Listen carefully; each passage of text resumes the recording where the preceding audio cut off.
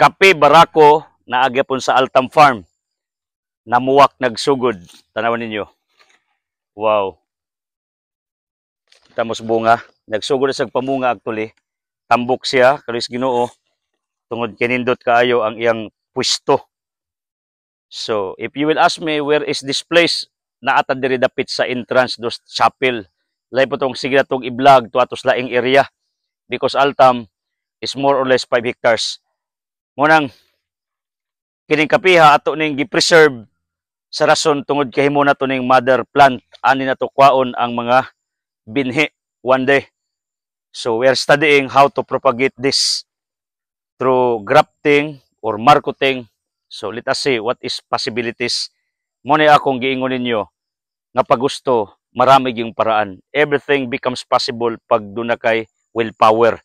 Pero galing negative kang daan, di gyud ka makahimo sa imong gusto. So we are preserving this. Pag mamunga ni atong ipaturok pwede sad or ato ning ikating para pasanayon diri sa Altam Farm. Saan ka babangon ingon ang kape? Siyempre sa pamilya nimo. Okay? God bless you.